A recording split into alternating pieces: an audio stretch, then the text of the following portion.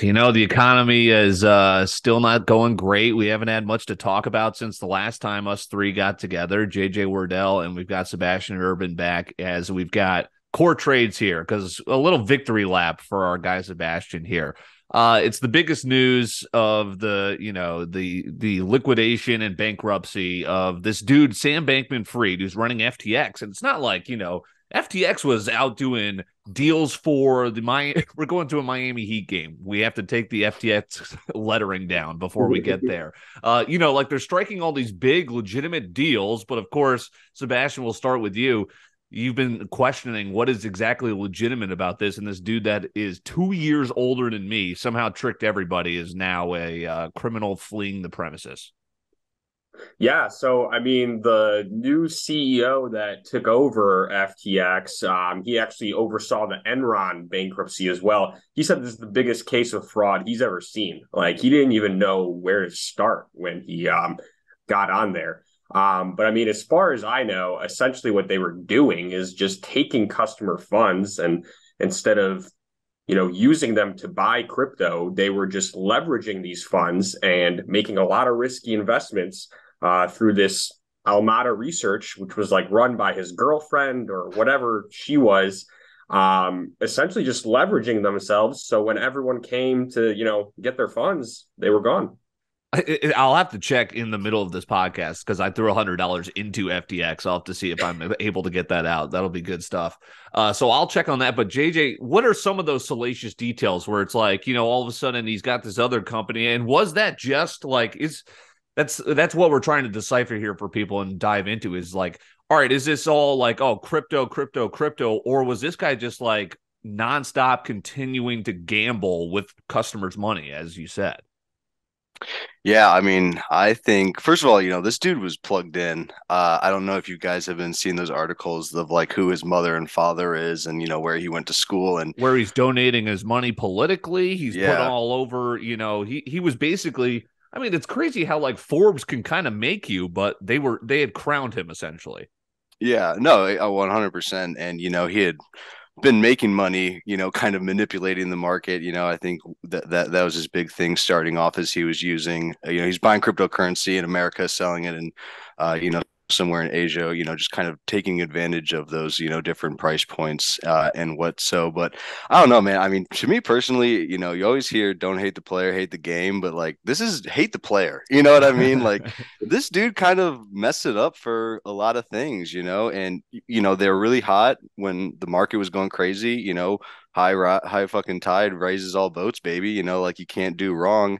And now that, we're in this bear market, as the bass loves to hear, dude, music to his ears, they're showing what's real, that was the whole thing with Bernie Madoff, right? The market's crashing. This dude's somehow making money. Let's look into him. And this is what happens, their balance sheet got leaked. They realized that, this big company has billions of dollars in a token that really is worthless. That's kind of what we're seeing a lot and that's kind of, it's weird. I went back and I watched our podcast that we did, and we were talking about how, look, with the internet, with that bubble, there's 1,000 internet companies and there's two, three now. I think that's kind of what we're starting to see is, I would say 99% of tokens out there are pretty much worthless, and we're going to see them go to zero. But I think those stable ones will be here to stay.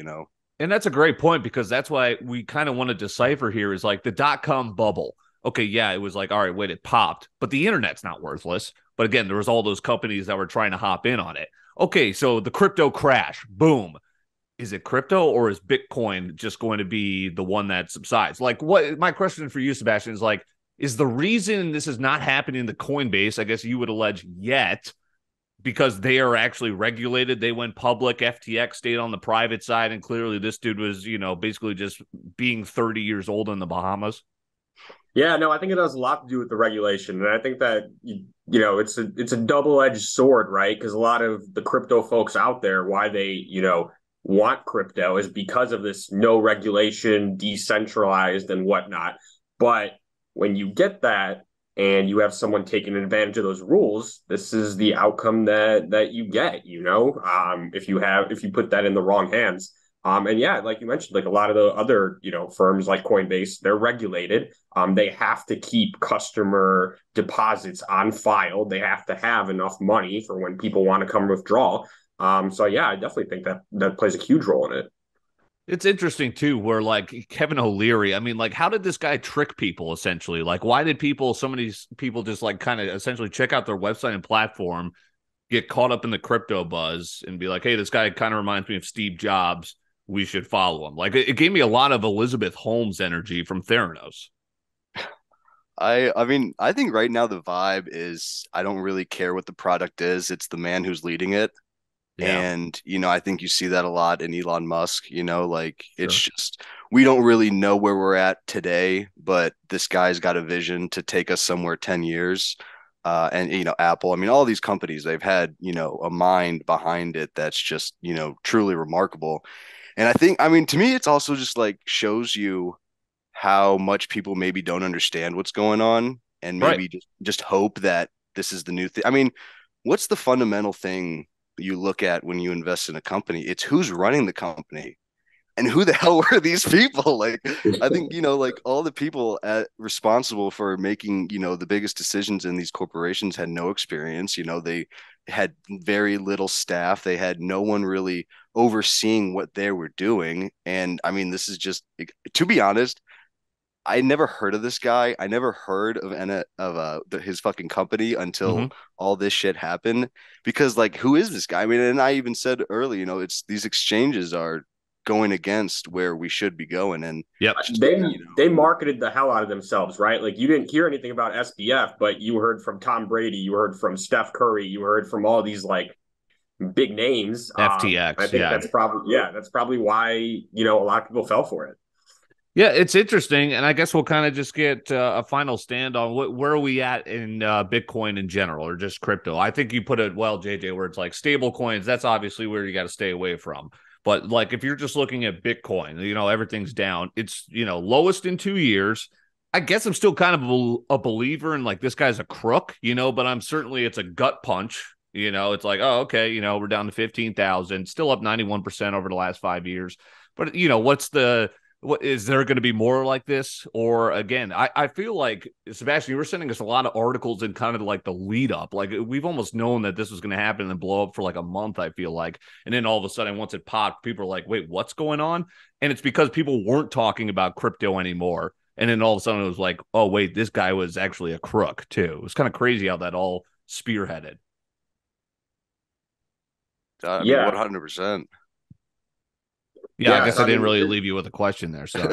in terms of if you're looking for like my final stance on the whole thing, I think one a fallout of this is going to call for more regulation for all of these crypto exchanges. That's a huge thing that's going to come out of it. And number two, I think it's just going to hurt the credibility of the industry. In the short term, it's like how many scandals, how many crashes have we already seen this year? And this just adds to the list. So it's going to take a little bit to build back some of the public trust for sure.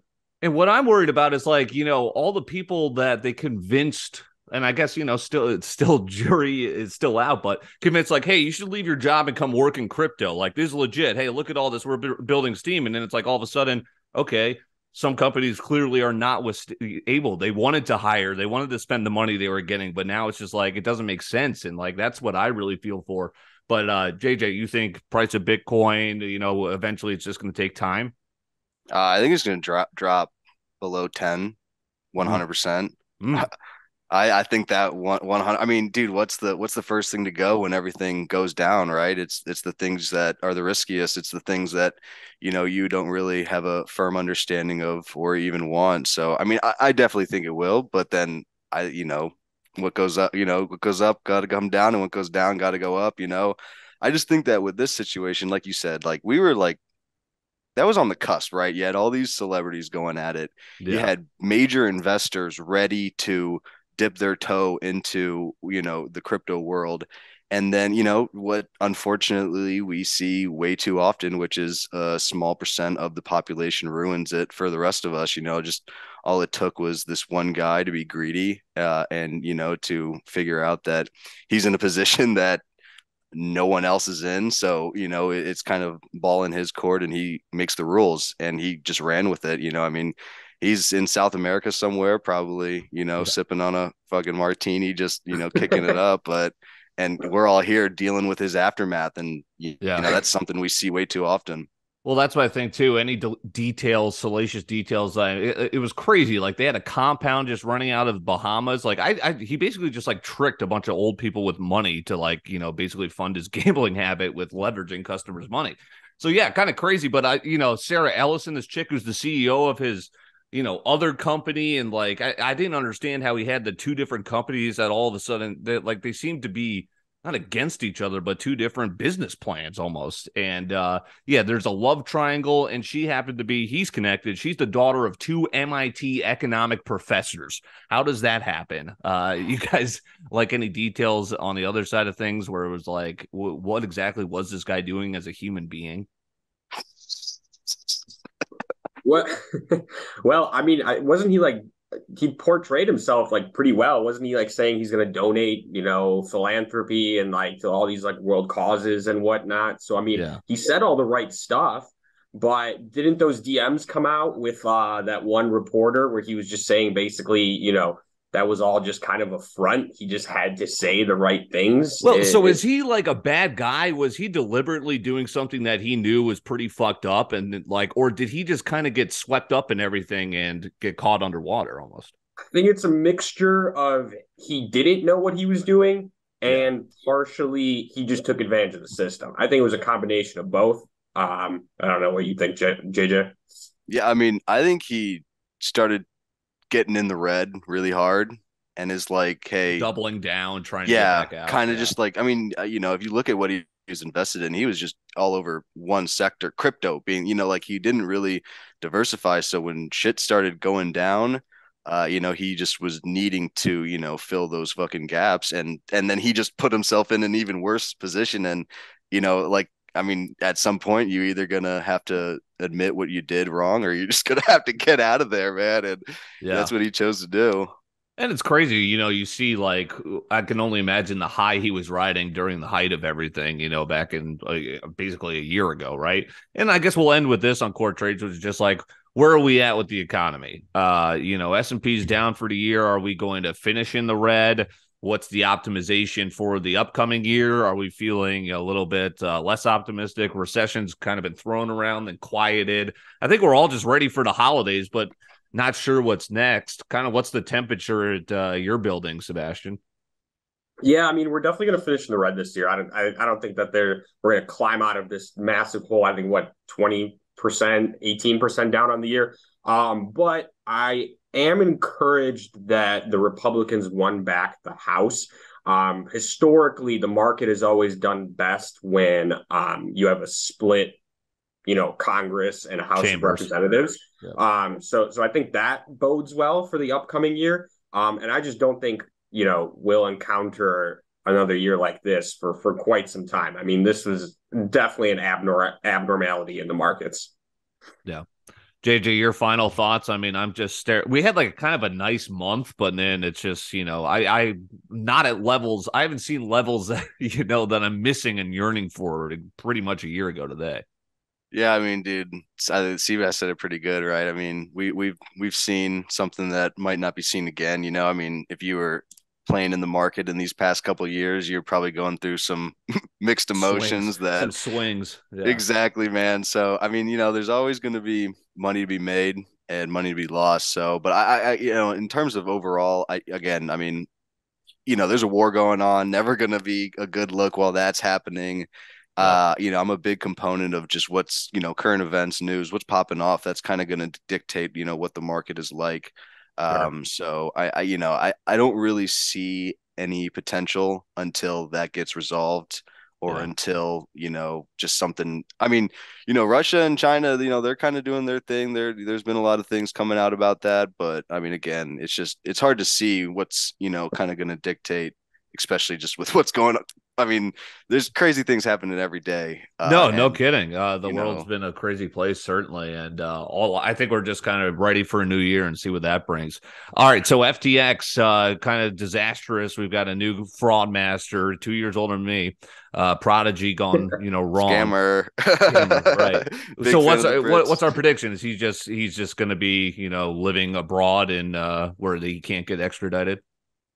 I 100%. I mean, unless Argentina changes So, their like mind they sell him sometime out. soon. That's crazy. He's got to be Yeah. literally like the rest of his life, a head on a swivel type shit. I mean, that's what's crazy is like there's been a lot of things coming out that like I guess, whoever you would call the media is like they're trying I guess they're just people are getting angry that they're not really building it up to what it is, which is like a scam, right? Like I Yeah. guess they're just like trying to portray him as, just wrong place, wrong time type shit. Well, then I there's mean, also Brett Favre. It's like, wait, why aren't we talking about Brett here too? It's dude, it's like we're picking our stories. It's crazy. yeah, I mean, that's unfortunately how it goes. Yeah. Shit, wild stuff. All right, appreciate the time, guys, and the perspective. I feel like us three were kind of on top of the story, and people are like, "Wait, what happened?" And it's a crazy story. So keep digging in if this interests you whatsoever. Appreciate the fellows, Sebastian Urban and JJ Wardell. We'll talk soon, guys. Hopefully, we have a better year coming up. Yes, sir.